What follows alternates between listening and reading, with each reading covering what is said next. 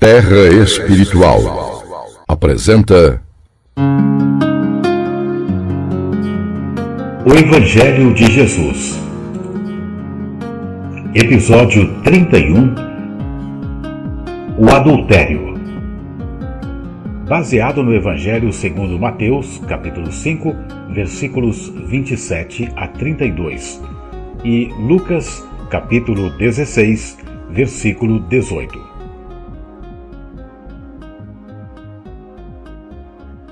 Ouvistes o que foi dito aos antigos: não cometerás adultério. Eu, porém, vos digo que qualquer que atentar numa mulher para a cobiçar, já em seu coração cometeu adultério com ela. Portanto, se o teu olho direito te escandalizar, arranca-o e atira-o para longe de ti, pois te é melhor que se perca um dos teus membros do que seja todo o teu corpo lançado no inferno. E se a tua mão direita te escandalizar, corta-a e atira-a para longe de ti, porque te é melhor que um dos teus membros se perca do que seja todo o teu corpo lançado no inferno. Também foi dito: qualquer que deixar sua mulher, dê-lhe carta de divórcio. Eu, porém, vos digo que qualquer que repudiar sua mulher, a não ser por causa de fornicação, faz que ela cometa adultério, e qualquer que casar com a repudiada, comete adultério. Qualquer que deixa sua mulher e casa com outra, adultera, e aquele que casa com a repudiada pelo marido, adultera também. Comentários. Desde o despertar da consciência dos primeiros homens, a necessidade de regulamentar as relações a fim de criar vínculos de convívio e proteção mútua estimularam o desenvolvimento da linguagem por sinais gestuais e por sons articulados que possibilitassem uma comunicação. Além desta comunicação verbal e não verbal, estabeleceu-se regras mínimas de convivência que permitissem a sobrevivência e crescimento do grupo. Assim, o homem individual conseguiu aprender a ser homem coletivo, mesmo que alguns membros, vez por outra, apresentassem distúrbios do comportamento social, de desrespeito às leis e ordem que a maioria determinou como regra. Os anos se tornaram séculos, e milênios depois, encontramos sociedades organizadas em castas diversas e com leis escritas para que ninguém alegasse desconhecimento. Mesmo a maioria analfabeta sabia de cor e salteado as leis de tanto serem repetidas. Citamos como exemplo a Tábua da Lei do Código Babilônico de Hammurabi. Nos tempos de Moisés, além dos 10 mandamentos da lei de Deus, o legislador hebreu achou por bem orientar aquele povo bárbaro com indicações das quais não poderiam se afastar, sob pena de severos castigos. Nos tempos do libertador do Egito, a mulher muito pouco valia, quase como um objeto de despojo de guerra. Vejamos quais são as orientações do primeiro grande profeta ao orientar seu povo quase 1000 anos antes do advento de Cristo, em Deuteronômio, capítulo 20, versículos 10 a 15. Quando te achegares a alguma cidade para combatê-la, apregoar-lhe-ás a paz. E será que, se te responder em paz e te abrir as portas, todo o povo que se achar nela te será tributário e te servirá. Porém, se ela não fizer paz contigo, mas antes te fizer guerra, então a sitiarás. E o Senhor teu Deus a dará na tua mão, e todo homem que houver nela passarás ao fio da espada. Porém as mulheres e as crianças e os animais e tudo o que houver na cidade, todo o seu despojo, tomarás para ti e comerás o despojo dos teus inimigos que te deu o Senhor teu Deus. Assim farás a todas as cidades que estiverem muito longe de ti, que não forem das cidades destas nações.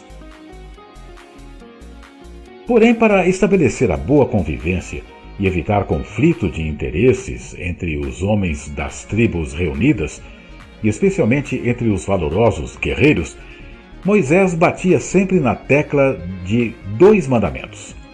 Não adulterarás, não cobiçarás a mulher do teu próximo, e não desejarás a casa do teu próximo, nem o seu campo, nem o seu servo, nem a sua serva, nem o seu boi, nem o seu jumento, nem coisa alguma do teu próximo. Para um povo troglodita, a liderança de um pulso firme e ditatorial de Moisés era mais do que necessário para evitar guerras e combates fratricidas, ao mesmo tempo em que desenvolviam uma cultura em torno de um único Deus. Este homem barbarizado e desprovido de uma visão moral e espiritualizada via na mulher um objeto pessoal como sua mula, cavalo, bois, bezerros, e em seus filhos como continuadores de seus ofícios e memória.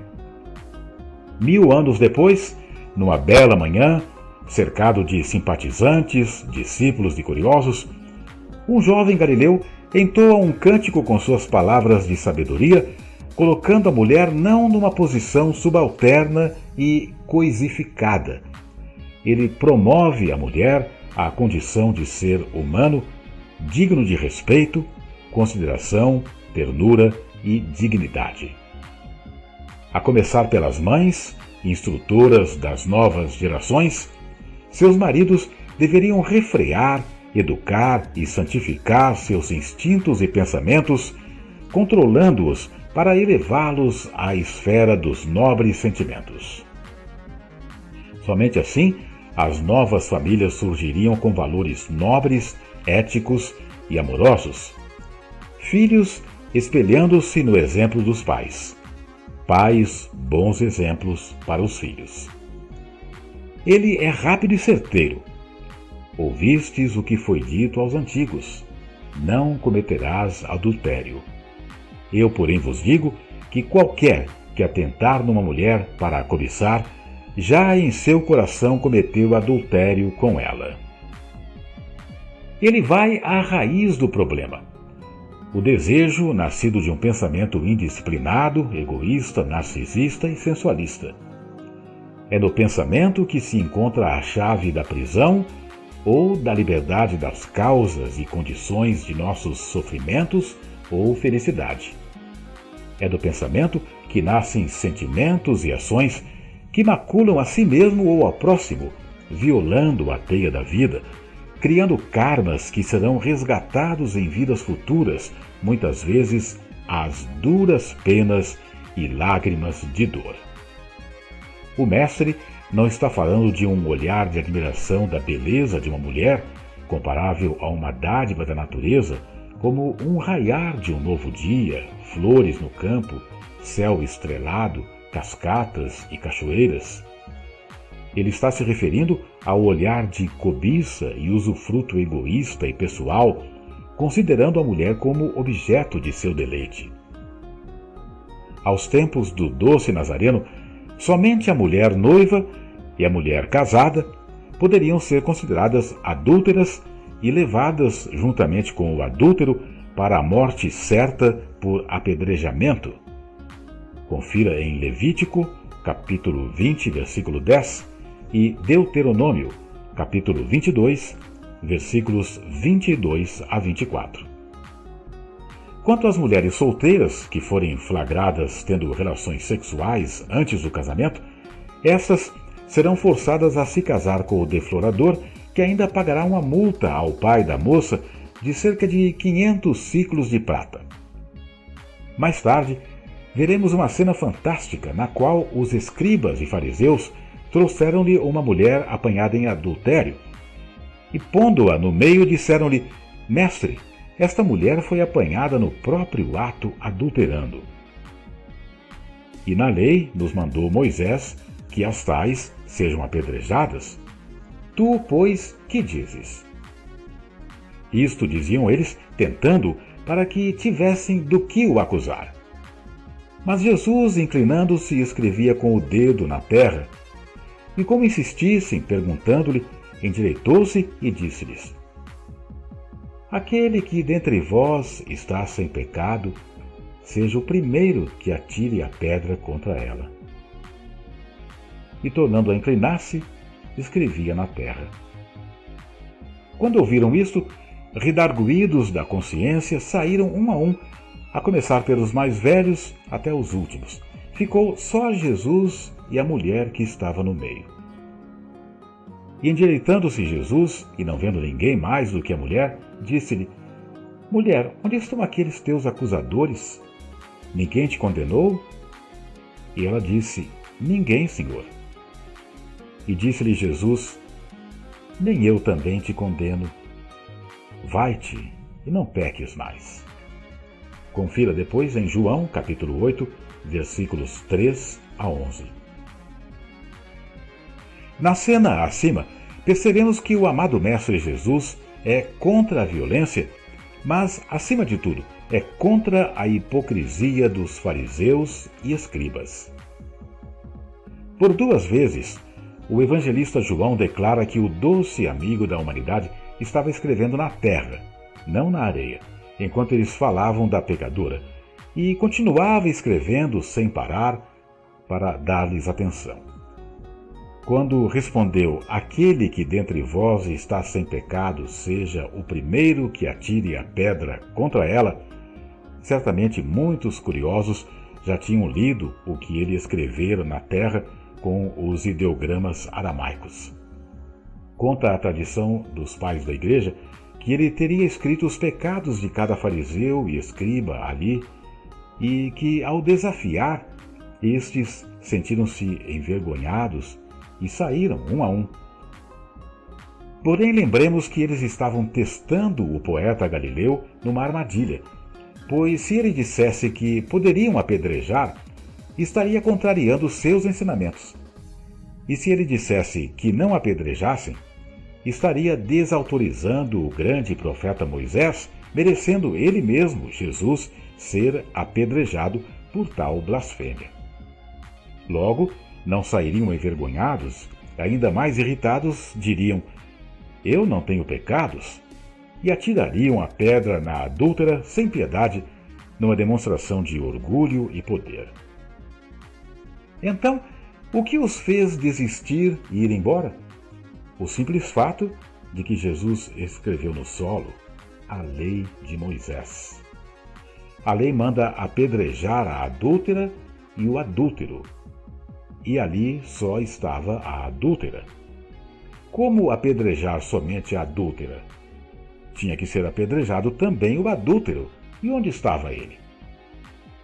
Certamente todos os escribas e fariseus ali presentes a teriam possuído sexualmente e, sabendo de sua vida promíscua, ao combinarem entre si a arapuca contra Jesus, a escolheram para o sacrifício sem se atentar que a lei de Moisés também exigia o adúltero.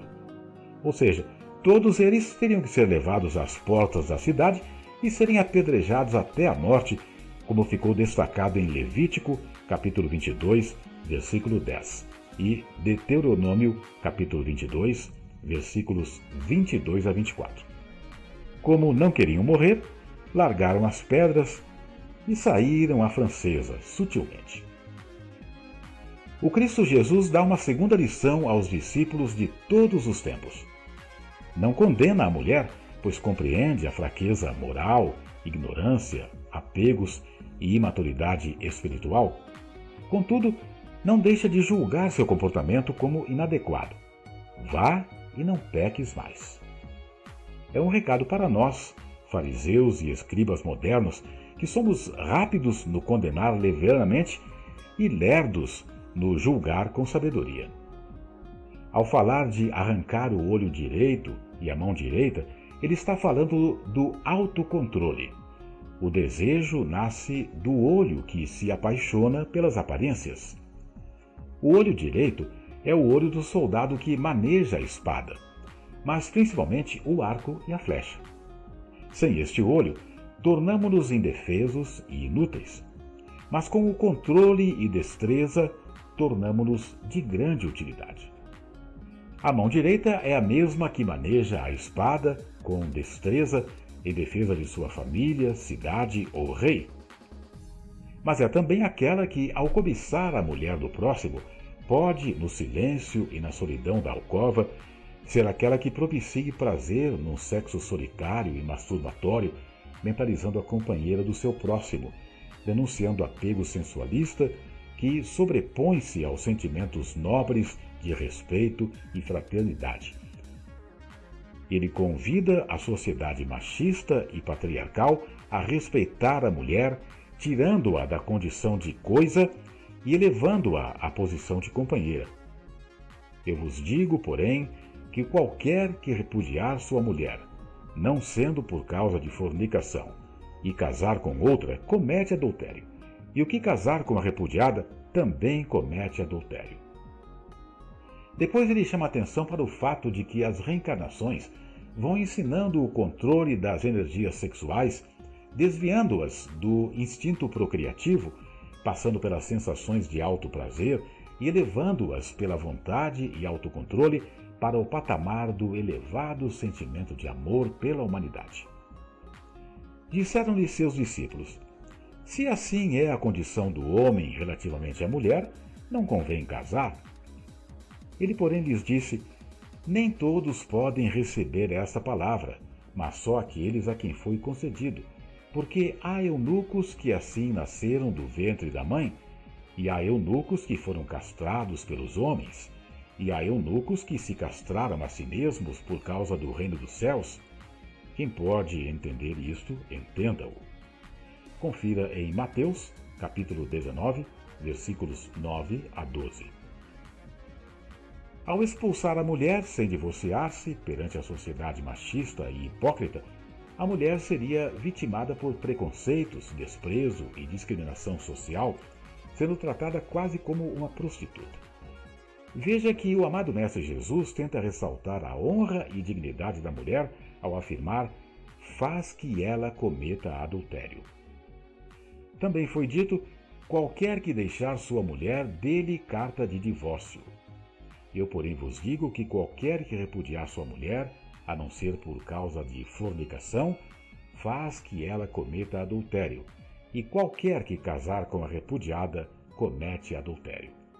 Qualquer que deixa sua mulher e casa com outra, adultera, e aquele que casa com a repudiada pelo marido, adultera também. Mateus, capítulo 19, versículos 9 a 12.